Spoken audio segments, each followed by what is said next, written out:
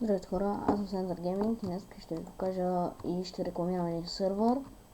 Казва се, имам предвид, още няма име, но ще има скоро име.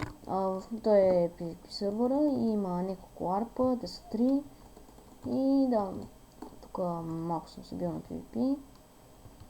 И такова. Ще разгледаме ларпа. Първото ще разгледаме спавна, после ларповете. Спавна, ето го, тук има, това е спаун точката, долу където спаваме. Отстрани има едни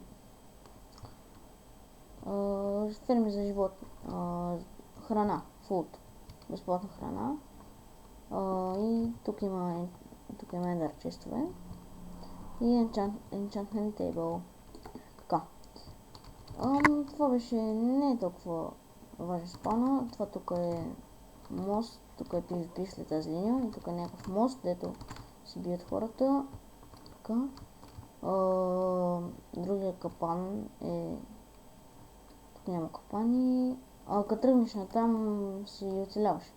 Например, не пишеш Hard Survival, само тръгваш и се оцеляваш. Така, тук има един капан, който просто ще ви покажа сега. Ето го и се вкарвате в капана и не могат да мръднете и ви убиват. Така, тук го показах и общо взето само това с капаните и нека да отидем на Warp Trade. На Warp Trade според мен е направено доста сполучливо, защото сега ще ви покажа. Да, трябва да се чакат секунди за да отидете от там. На Warp Trade тук не знам какво е станало. Така.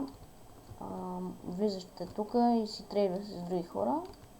Например, слагате една парче и те ви дава нещо друго. И да, според мен е направено доста сполучливо. Тук мога да се лезете, да си взема пържолката. Така.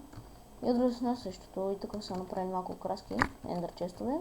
И общо взето това е спам. Това е Warp Trade. Така. Нека го пънем на Warp Jump. Така. Warp Jump всъщност, който мине джампа, получава такъв меч и такива брони. Аз съм с тези брони, защото само да ви покажа. Да ви покажа само как изглежда като спечелите джампа, иначе имам фулки. Така, и тук си минавате джампа, знам, че не се вижда много, съжалявам за това. Не мога да го направя ден. И ако виждате, ако съвсем може да виждате малко, така съм минал джамп, е там на края на джампа. И като някой стигне тук, получава тези неща. Например, това ти ги давате така.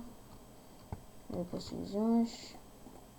И аз в този сервер имам ранг. И ако влезат 10